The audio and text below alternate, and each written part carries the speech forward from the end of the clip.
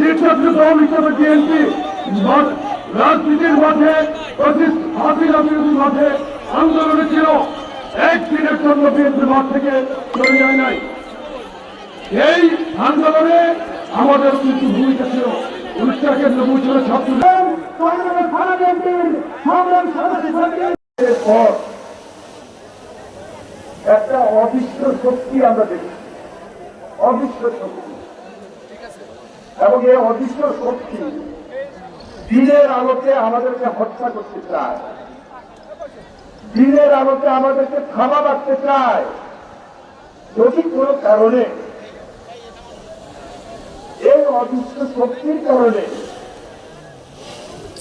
নির্বাচন যদি না হয়, তাহলে আমরা যার জন্য আন্দোলন করেছি, সংগ্রাম করেছি, সব কিছু বৃথা যাবে। জনগণের যে টার্গেটকে সামনে রেখে আমরা লড়াই সংগ্রাম করেছি 15, 16, 17 বছর, সর্বশেষ জুলাই আন্দোলন, সবকিছু কিন্তু শেষ হয়ে যাবে। তাহলে আমাদের কি করা উচিত? আমি একটা কথাই বলবো, একটা সুদৃঢ় ঐক্য সকল কারো খাবারকে, অদৃশ্য শক্তিকে রুখে দিতে পারে।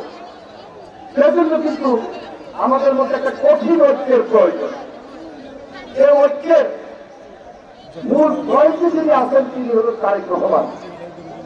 তারেক রহমান আমাদের মধ্যে যে ঐক্যটা নিয়ে বিগত দিনে আন্দোলন সংগ্রাম করার জন্য আমাদের দেশবাসীকে একত্রিত করেছেন, এই ঐক্যটা আমাদেরকে অত্যন্ত সুদৃঢ়ভাবে এবং নিষ্পদ কঠিন ঐক্যের মধ্য দিয়ে ধরে রেখেই আমাদেরকে টার্গেটে পৌঁছতে হবে। আমি বেশি বক্তব্য রাখবো না।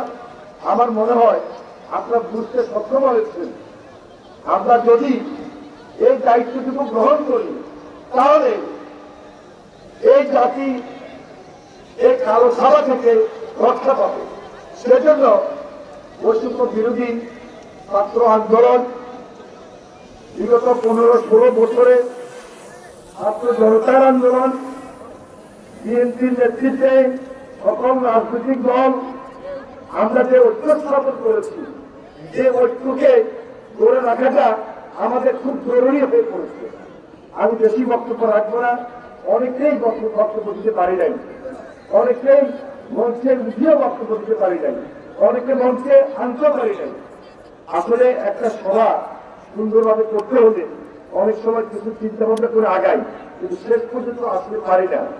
আপনারা আমার সুন্দরভাবে দেখবেন। এই সাংবাদিক ভাইরা, আমার বক্তব্যটা আজকে গুরুত্বপূর্ণ নয়, গুরুত্বপূর্ণ যার বক্তব্য তিনি এখন আপনাদের সামনে বক্তব্য দিলেন। সেজন্য আমি নিজেই তার নামটি ঘোষণা করছি। এই মুহূর্তে আমি বিনীতভাবে অনুরোধ করবো আমাদের প্রধান অতিথিকে, তিনি এখন তার গুরুত্বপূর্ণ বক্তব্য রাখবেন। বাংলাদেশ